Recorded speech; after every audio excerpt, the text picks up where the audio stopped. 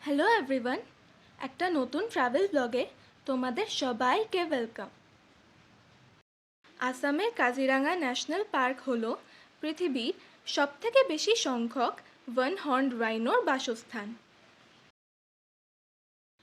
পরিসংখ্যান অনুযায়ী এই জঙ্গলে প্রায় 2600 ওয়ান হর্ন রাইনোর বসবাস। প্রতি বছর নভেম্বর টু এপ্রিল এই সময়টায় দেশ বিদেশ থেকে অনেক tourist Kaziranga national park visit করতে আসেন।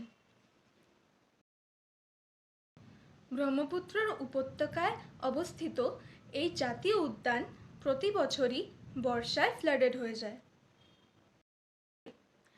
তাই মে থেকে অক্টোবর এখানে প্রবেশ নিষিদ্ধ। আজ তোমাদের সাথে শেয়ার করব কাজিরাঙা ন্যাশনাল পার্কে আমাদের সাফারির এক্সপিরিয়েন্স। আরও যা কিছু দেখলাম সব।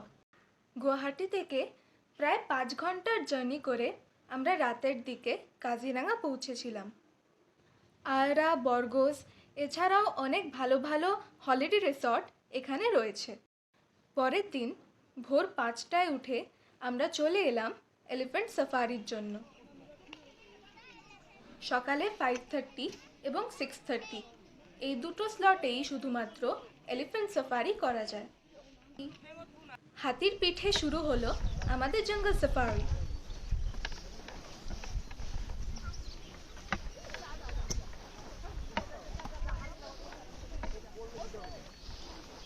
এটা কাজিরাঙায় আমাদের দেখা প্রথম রাইনো।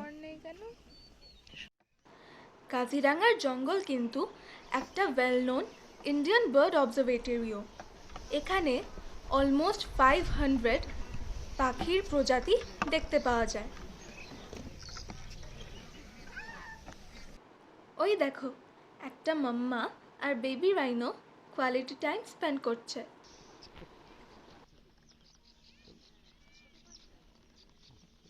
কাজিরাঙা একটা rhino sanctuary, tiger reserve, elephant reserve আর তার সাথে একটা ইউনেস্কো ওয়ার্ল্ড হেরিটেজ সাইটও। আর একটা রাইনো নিজের মনে ব্রেকফাস্ট এনজয় করছে। কত দূর দূর থেকে লোক ওকে দেখতে এসেছে, কোনো ভ্রুক্ষেপ নেই। প্রায় 1 ঘন্টা সাফারির পর হাতির দল ফিরে চলেছে আমাদের নিয়ে। জলটা কি সুন্দর ক্রিস্টাল লাগছে দেখো।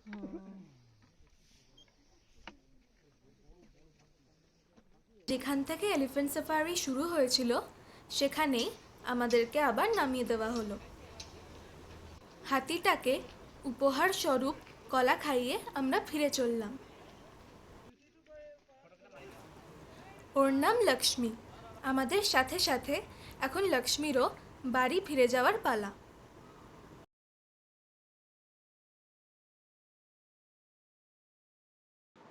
হোটেলে ফিরে কমপ্লিমেন্টারি ব্রেকফাস্ট সেরে নিলাম। দুপুরে আবার চলে এলাম জিপ সাফারির জন্য। জিপ সাফারির অ্যাডভেঞ্চারটা আবার অন্যরকম। আসামের গোলাঘাট আর নওগাঁও ডিস্ট্রিক্টের অন্তর্গত কাজিরাঙা ন্যাশনাল পার্কে মোট 5টি রেঞ্জ আছে। রাইনো ছাড়াও এখানে অনেক সংখ্যায় হাতি, বাঘ, হরিণ এবং ওয়াইল্ড বাফেলো সহ অনেক অ্যানিমালস দেখা যায়। सुबह आया था तो एक भी राइनो नहीं था, पूरा जंगल में नहीं दिखा।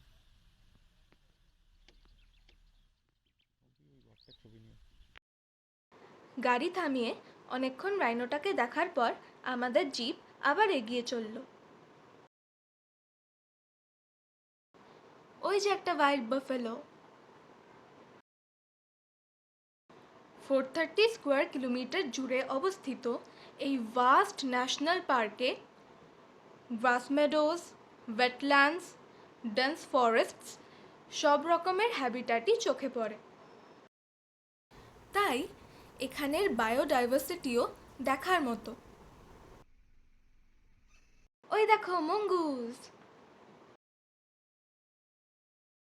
ড্রাই সিজনে ঘাসের লেন্থ কম থাকে বলে ওয়াইল্ড লাইফ দেখতে সুবিধা হয়।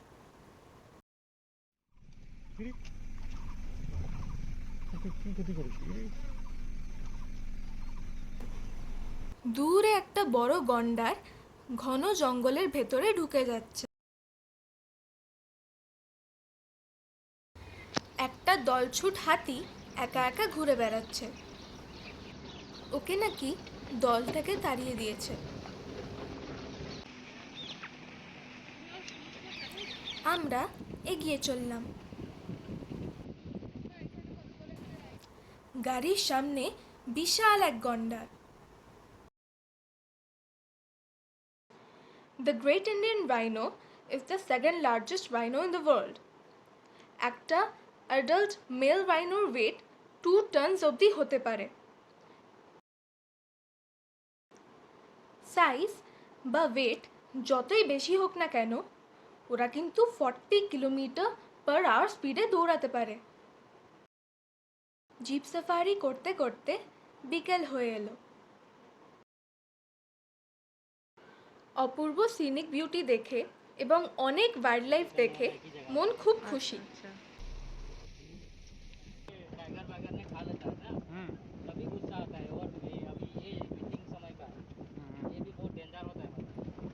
राइनो का हर टाइम गुस्सा रहता है, लेकिन वो जो दो गाड़ी को भगाया था बोला था। ড্রাইভার আঙ্কেলের কাছে জিপ সাফারির অনেক অ্যাডভেঞ্চারাস গল্প শুনতে শুনতে আমরা ফাইনালি আমাদের সাফারি শেষ করলাম। সন্ধ্যায় আমরা চলে এলাম কাজিরাঙা অর্কিড পার্কে।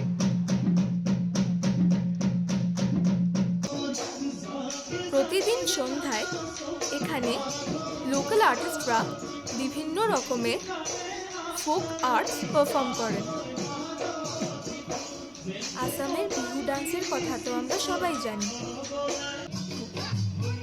বিহু ছাড়াও এই অঞ্চলের অনেক রকম ফোক ডান্স এখানে দেখতে পেলাম। নর্থ ইস্টের বিভিন্ন রকম সুন্দর ফোক ডান্স দেখে আমরা হোটেলে ফিরলাম। পরের দিন সকালে চেক আউট করে আমরা ফেরার পথ ধরলাম। ফেরার পথে এই হ্যান্ডক্রাফটেড হোম ডেকোরসের শপগুলো দেখে থামতে বাধ্য হলাম। শুধু শপই নয়, এগুলোকে ওয়ার্কশপও বলা চলে।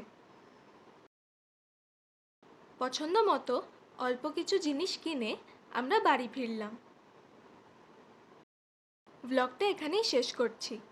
আবার দেখা হবে অন্য কোনো ভিডিওতে। Till then, take care and bye by.